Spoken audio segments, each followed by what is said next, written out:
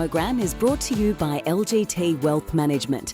Welcome to the next chapter in trusted advice, where global strength and deep local relationships shape wealth that lasts for generations.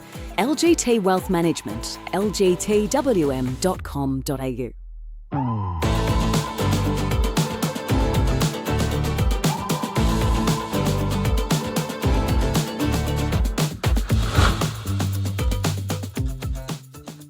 Hello and welcome to the Global View on this Thursday. This is AusBiz. Thanks for joining us. I'm Andrew Gagan. Let's take a look at what happened overnight then.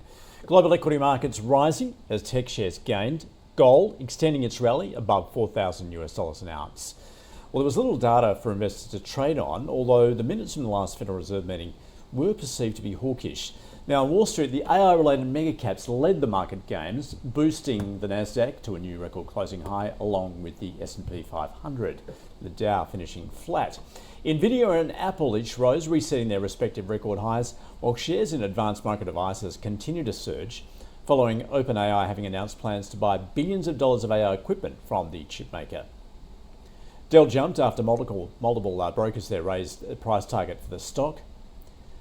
Joby Aviation slid after the electric air taxi maker priced a $514 million share sale at a 10% discount to its last closing price. Now, there was plenty of movement in the resources space, with the surging price of gold boosting producers such as Newmont and Goldfields. Shares of silver miners tracked the rising price of the white metal, which hit an all-time high. And shares of the copper miners gained also on higher red metal prices, with US-listed shares of Rio and BHP doing well.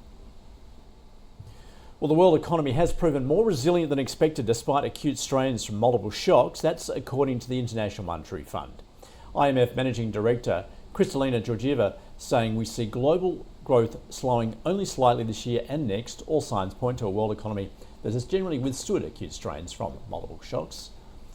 Well, in July, the IMF raised its global growth forecast by 0.2 percentage points to 3% for 2025 and by 0.1 percentage point to 3.1% for next year.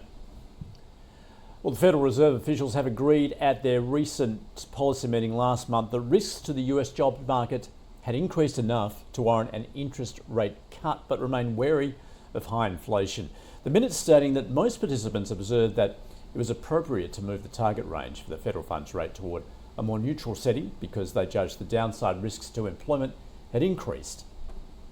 Well, off the back of those minutes, US Treasury yields turned positive, with investors showing tepid demand at an auction of 10-year notes. The 10-year yield was at 4.13%, the 2-year rising to 3.58%. And the US dollar index up around 0.33% on the day. The Aussie is trading at 65.9 US cents. Oil prices are a one-week high, with traders expecting a lack of progress on a Ukraine peace deal to keep sanctions in place against Russia, while a weekly report showed growing US oil consumption. Brent crude futures up more than 1% at $66 a barrel.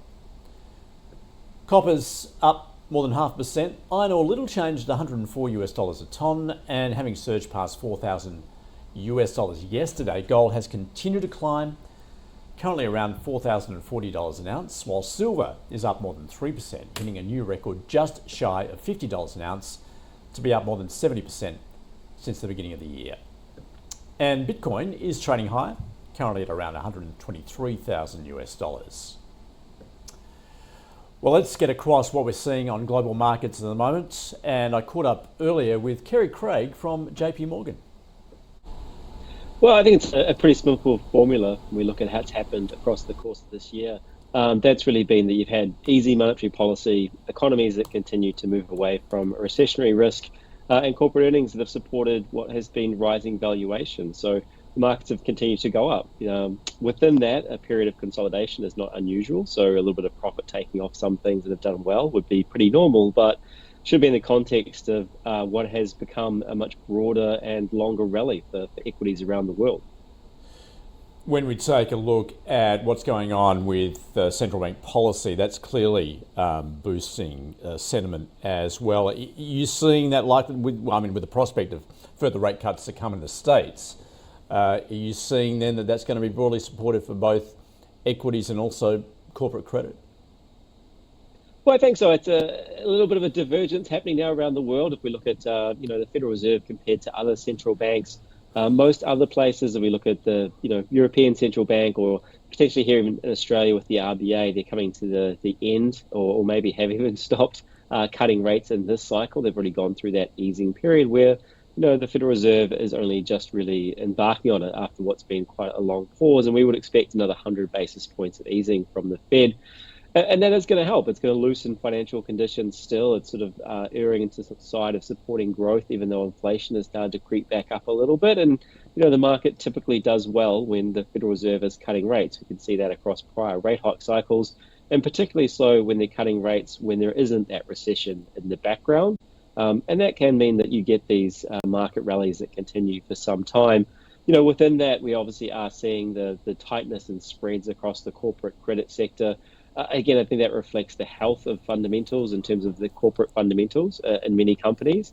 And we would suggest that it just means that, for things like investment grade, you're getting a little bit of a pickup in terms of that spread over what you'd get on a risk-free asset. But most of it's going to come in terms of return from that income or coupon component. And we wouldn't expect spreads to tighten very little much from here. And we'd prefer to look at sort of high yield debt where, default rates in the US, about 1.4%, very low historically. No real reasons to see spreads start to widen, and you're picking up about a 7% income on that. So I think for many investors on the fixed income space, it's still about focusing on corporate debt and then a little bit of duration in terms of adding to that at the shorter end of the curve to try and barbell out that positioning across fixed income. Kerry, I see you point out that weak US dollar is likely to be supportive for particularly emerging markets and in this part of the world as well. What are you seeing here in Australia, given it has underperformed, particularly what we've seen on Wall Street? Is that likely to continue in your view? Yeah, it's a real challenge in Australia because the economy is actually doing pretty well. If we look at the growth forecast compared to many other parts of the world, and the RBA has effectively achieved that soft landing of the economy. Inflation is sort of back in the target band. Growth is looking pretty good. Household incomes are looking pretty resilient, and we should see consumption continue. But the market really hasn't done as well. It's still positive in year-to-date terms, but we've also seen earnings downgrades come through over the course of this year at the same time that investors have been willing to keep allocating to equities in the Australian market. And so therefore valuations have continued to move higher. So a lot of the movement up in the Australian market this year has been that re-rating rather than earnings. And that's very different to what we're seeing elsewhere in the world where you've had a bit more earnings support come through. So the valuation challenge is definitely a little bit harder here for Australian equities. And there's not much on the horizon to suggest the earnings outlook is really going to change dramatically in the near term. So it does feel like you are going to still be a market that can generate positive returns, but one that's likely to lag what you see internationally when you have earnings upgrades moving through valuations that are relatively more attractive and momentum that's building in the economy. Kerry, if we focus on the sectors, certainly here in Australia, resources has been the outperformer most recently. What are you seeing in that space, particularly with those underlying commodity prices? Yeah, the movement in commodity prices has been pretty remarkable, especially when it comes to some of the precious metals. And that's likely to be maintained. I think that there's a lot of momentum in those prices going up. There's a lot of reasons why we've seen, for example, gold move higher in this environment, seeming to break through forecasts for the top on a daily basis. But I think more importantly, you've seen that rotation in terms of the assets or the parts of the market that got very expensive in terms of the financials. Investors starting to look for things that were relatively more attractive, and so that rotation between financials and resources that had been sort of teased during the year but didn't really come through, starting to become a little bit more persistent overall. Elsewhere, in terms of the sector composition in the Australian market, I mean, there is going to be some support for some of the consumer discretionary side of things, given you are seeing a little bit more activity in the housing market. You are seeing, again, household incomes that are being supported, given we have that bring down in inflation. You've got still relatively tight labour market and wage growth that's still positive.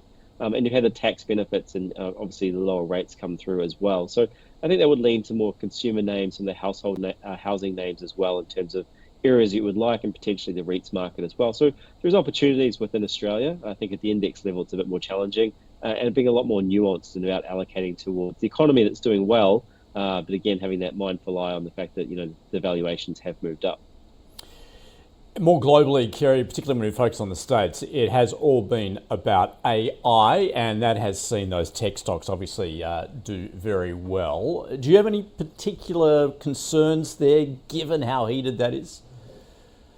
Yeah, I mean, there's a lot of conversations at the moment with clients around just the circular nature of some of the deals that have been announced between these large hyperscalers and companies that are now sort of becoming adjacent to AI in terms of wanting to be part of that.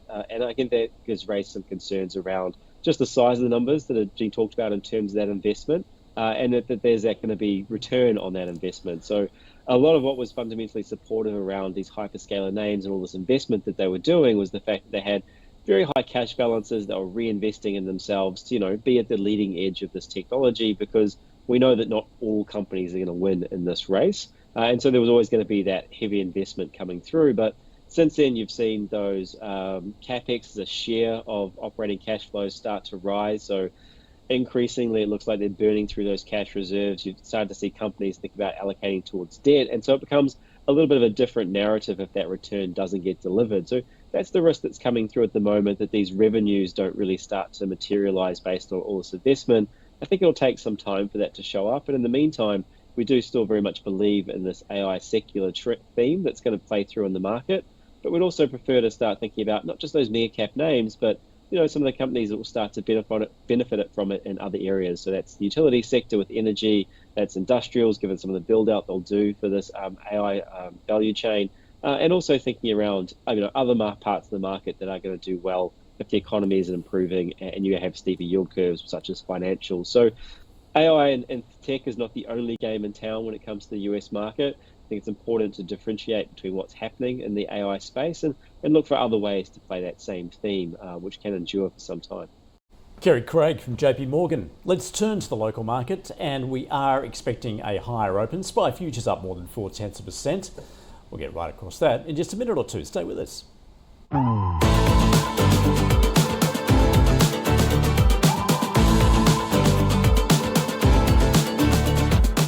This program is brought to you by LGT Wealth Management.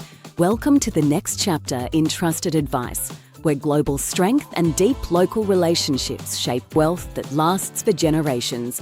LGT Wealth Management, lgtwm.com.au.